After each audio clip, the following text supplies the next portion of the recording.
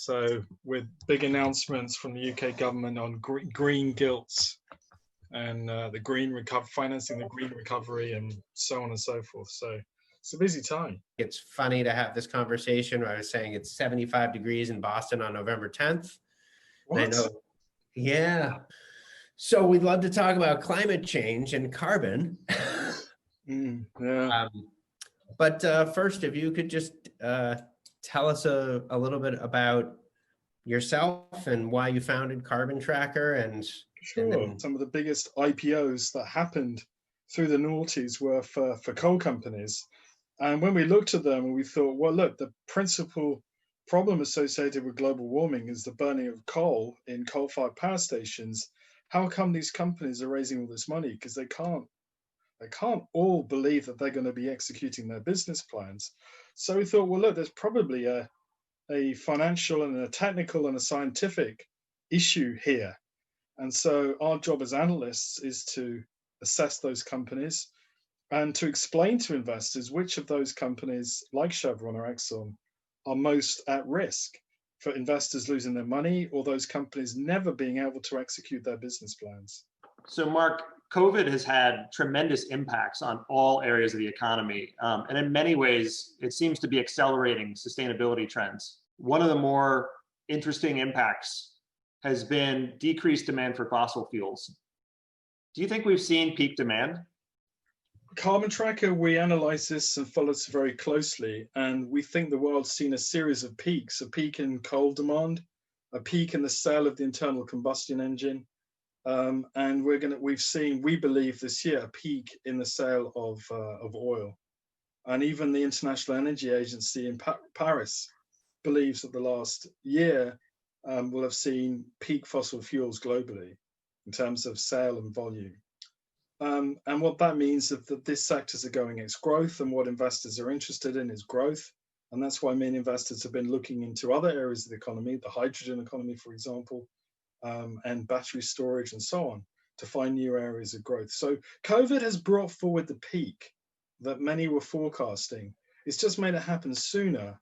And investors have realized that you can, there's other parts of the economy that you can make money from.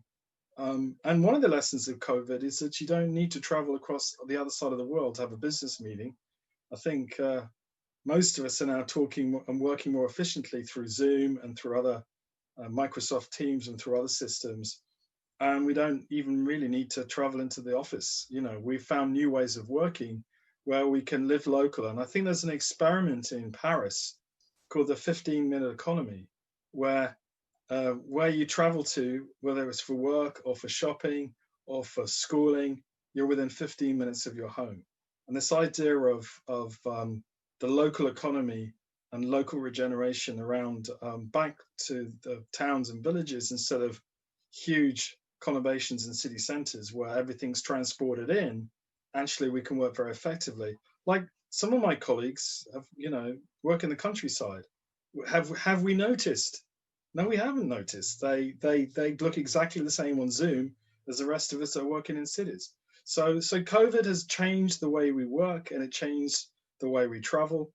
And it's a huge opportunity, really, just to reorganize not just our energy systems and transportation systems. It's another way to reorganize society, to be more efficient and to be cleaner and greener.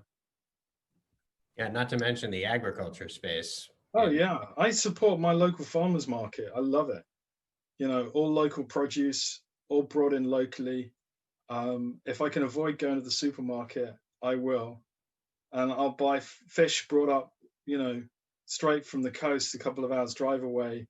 I'll buy that very happily, and locally grown vegetables. And I think a lot of people feel the same. So Mark, you mentioned President-elect Biden, and you also mentioned that there's a summit going on right now between political leaders and finance and the private sector.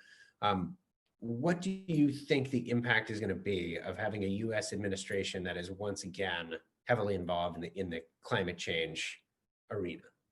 The arrival of a Biden administration, I think, has implications globally, because the first thing will happen is Biden will bring America, quite rightly, back into the Paris Agreement to join the French and the the Chinese, the British, and other global leading countries to say we're committed to ensure that the world avoids falling off the climate cliff.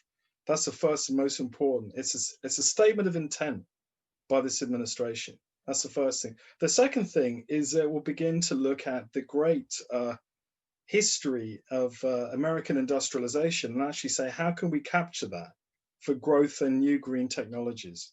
In key parts of the US economy, and Tesla is an obvious example of this, the automotive industry more broadly is an example of this, and the technology sectors, is all of this can be harnessed for cleaner energy systems. Like solar is actually very closely associated, obviously, with the electronics industry. These are all areas where the US could be, again, a global leader. And I think Biden recognizes this. It will need some form of stimulus, but it's a stimulus that's going to create jobs. It's going to be energy efficiency systems. It's going to be conservation in the home. So there's the concept of fuel poverty, which is where people pay a high proportion of their income keeping their homes warm. And by putting in place simple things like insulation, it's another way of creating building jobs. So there's lots of opportunities in the green recovery. That's the second thing that we expect. And then the third thing is alignment of financial markets. In the same way globally that in London today, we have a summit that's been running over 2 or 3 days of political leaders and business leaders and financial leaders explaining how they're going to go about aligning the insurance sector and the pension fund sector with climate goals.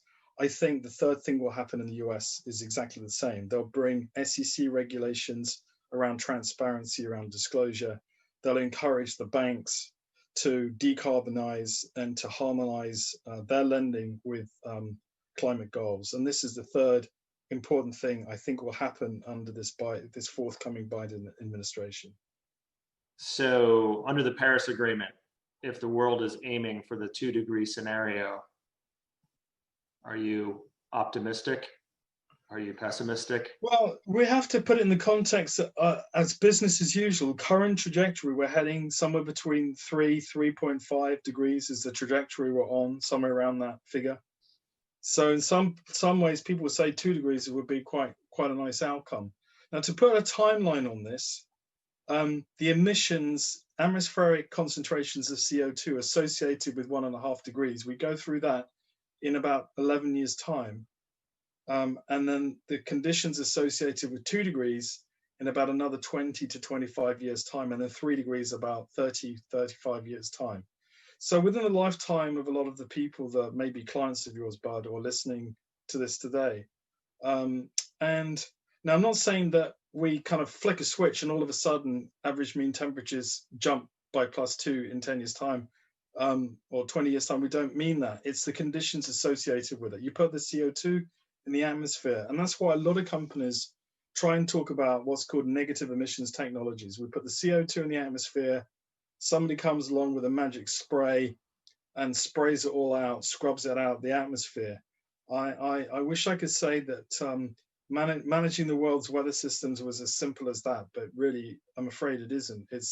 These systems stabilize over tens of thousands of years, and we're playing an extraordinary experiment with our weather systems by putting all that CO2 up there, which is most of it's gone up in the last 50 years. A lot more is going to go up in the next 20.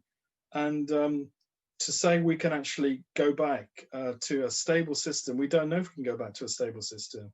We actually might flip onto a completely new weather system, which back to, previous millennia.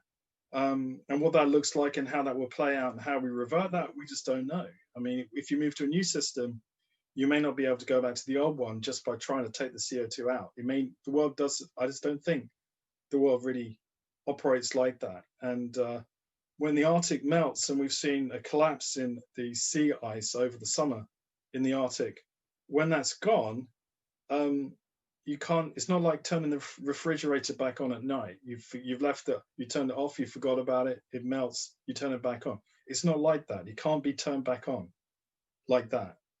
And that's the frightening thing about this extraordinary experiment that we've played on the world in the last couple of decades. So Mark, you've just painted a rather concerning scenario about our future. What can everyday people do to have a positive impact? Yeah, I think what you can do is you just have to keep pushing it and where you can, and that's kind of what we do. The Carbon Tracker is we think the thing about finance, you've just been through a voting system in the US, and of course power is inherent within the political system, of course, but then power sits elsewhere. It sits with consumers, what we choose to eat and drink and where we shop, but also sits within finance, and how we vote with our wallet, where we invest, is profoundly important. We can't be surprised if companies get away with doing the things we don't like if we put our pension plan or endowment into those very same companies. And that's why what we're doing with sustainable finance is so crucial. It sends a counter signal to what our signals governments send.